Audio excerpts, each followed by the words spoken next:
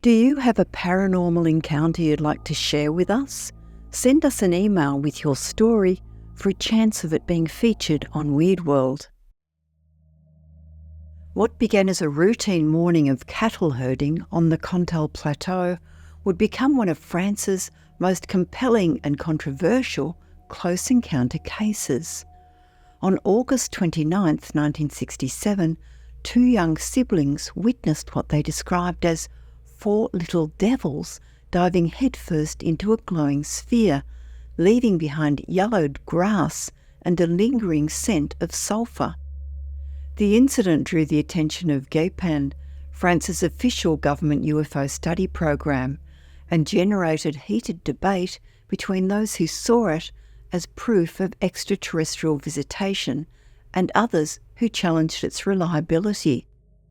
Cussac sits 20 kilometres east-southeast of Saint-Flour, perched among rolling pastures divided by ancient stone walls and protective curtains of trees. On that late summer morning, the environmental conditions were pristine. A temperature of 57 degrees Fahrenheit, or 14 degrees Celsius, clear skies with fog lingering in two valleys 6 miles distant, and a light westerly breeze sweeping across the landscape. At 8 a.m, 13-year-old François Delpeuch and his 9-year-old sister Anne-Marie departed their home with their dog Meteor. Their task was familiar, tending to their family's herd of 10 cows in a pasture approximately half a mile west of the village. The morning progressed uneventfully as the children played cards while monitoring their grazing herd. The extraordinary events began unfolding at around 10:30 a.m. when several cows attempted to cross a low wall into a neighbouring grazing ground. As François rose to direct Meadow to herd them back, his attention was drawn across Route Départementale D57 to an inexplicable sight behind a hedge approximately 40 metres, or about 130 feet, away. François initially perceived 4 small figures, assuming they were local children. Climbing onto nearby stones for a better vantage point, he quickly realised these were no ordinary beings.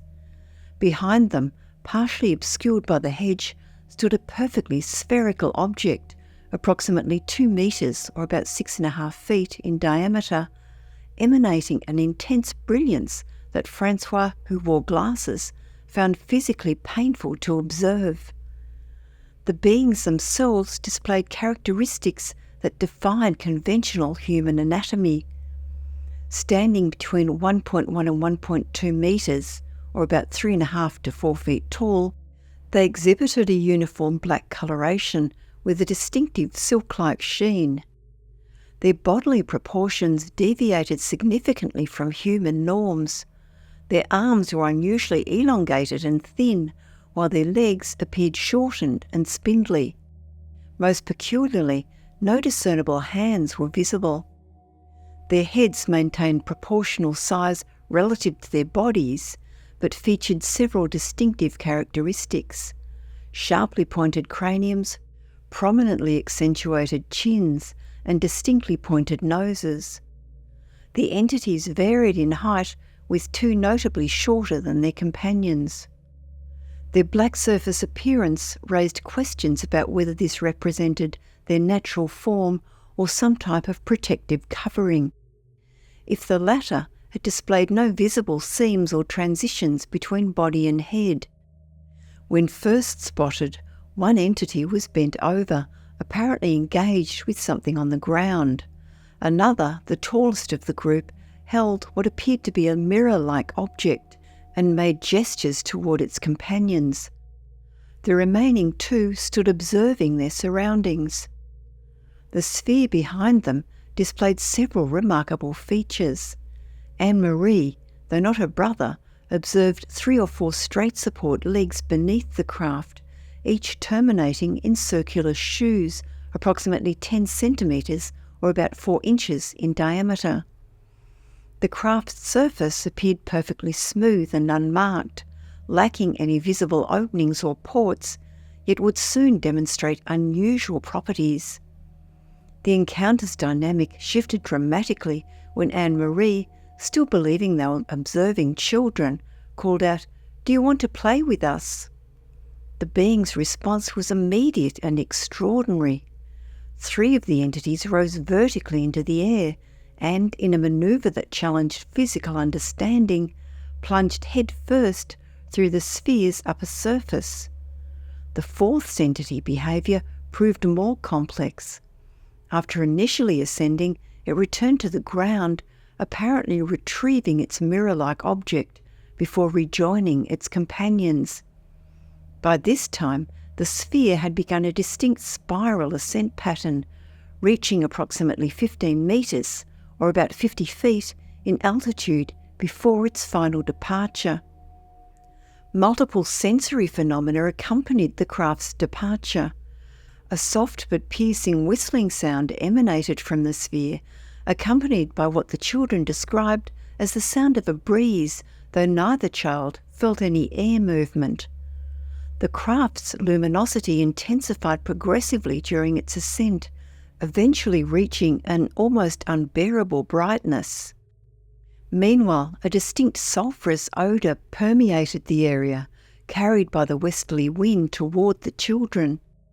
This detail would later attract significant scientific interest due to its similarity to ozone, a phenomenon reported in other UFO landing cases and potentially indicative of electromagnetic effects.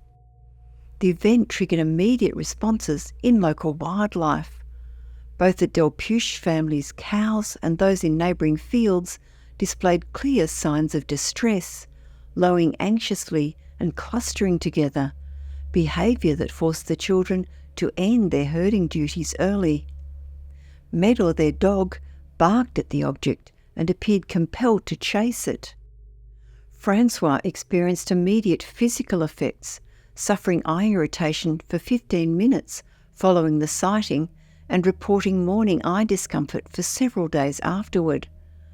The emotional impact was equally significant. He was observed crying for 15 minutes after the incident, while Anne-Marie experienced severe anxiety, resulting in sleeplessness for 2 subsequent nights. Upon seeing his children's distressed state, their father, who served as Cussac's mayor, contacted the St. Flour police. Officers arrived at 4 p.m. that afternoon, conducting a thorough site examination. They confirmed 2 significant pieces of physical evidence: the lingering sulfurous odour and a circular pattern of yellowed grass approximately 15 feet in diameter behind the hedge. Notably, the grass discoloration began fading after the first day, making long-term study impossible. France's official government UFO study program, GEPAN, recognised the significance of the case and launched a comprehensive investigation in 1978 under Dr. Claude Poer's direction. Investigators Joel Maynard and Claude Pavy employed sophisticated interview techniques to verify the witnesses' accounts. They questioned the siblings separately, deliberately reformulating questions to test consistency.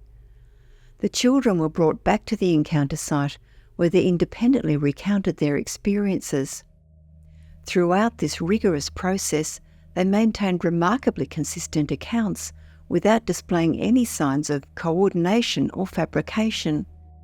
When uncertain about details, they readily admitted their uncertainty rather than embellishing their accounts. The technical analysis yielded intriguing insights. As stated previously, the reported sulfurous odour's similarity to ozone suggested possible electromagnetic phenomena associated with the craft's propulsion system. The temporary nature of the grass discoloration indicated a possible radiation or electromagnetic effect rather than chemical contamination. The being's ability to enter the craft without visible openings suggested either advanced technology or perceptual limitations in human observation. The spiral ascent pattern, while seemingly inefficient, corresponded with magnetic field behaviours under certain conditions. Yet the case has not escaped substantial criticism. The children's initial description of, quote, little devils has led some researchers to question whether this encounter belonged in the realm of religious or folkloric experience rather than extraterrestrial contact. Critics have raised logical concerns about the physics involved. How could four beings, each more than a metre or 3.5 feet in height, fit into a 2 metre or 6.5 feet diameter sphere? The mechanics of their headfirst entry through solid surfaces and the seemingly inefficient spiral ascent pattern have drawn scepticism. Questions have also been raised about the children's ability to discern minute facial features at 40 metres, or about 130 feet, through vegetation. While some critics made much of the discrepancy between the siblings' observations of landing gear, this might have a simple explanation. François, wearing glasses and already experiencing discomfort from the craft's intense light, may simply have missed details that his sister was able to observe. Some modern accounts of the incident include references to additional physical evidence not present in the original documentation, such as ground depressions. This gradual expansion of the narrative over time has drawn scrutiny from researchers who note similarities between elements of the Cussac incident and regional folkloric tales, as well as contemporary science fiction themes. Despite these criticisms, the Cussac incident retains its significance in UFO literature. The combination of multiple witnesses providing consistent testimony under rigorous examination, physical trace evidence documented by law enforcement, official government investigation, and documented biological effects on both witnesses and animals sets it apart from many similar accounts. The long-term consistency of witness testimony and the integration of both mundane and extraordinary details lend the case particular credibility. Contemporary research continues to examine various aspects of the encounter, comparing it with similar cases involving multiple witnesses and analysing patterns in physical trace evidence. Scientists studied the electromagnetic effects associated with close encounters, while psychologists explore the impact of such events on young witnesses. The role of official investigation in establishing UFO phenomenon credibility remains a subject of ongoing discussion. Whether interpreted as extraterrestrial contact, natural phenomenon, or childhood misperception, the Cussac incident exemplifies the complexity of close encounter cases. It demonstrates the importance of rigorous investigation while highlighting the challenges in reconciling extraordinary claims with current scientific understanding.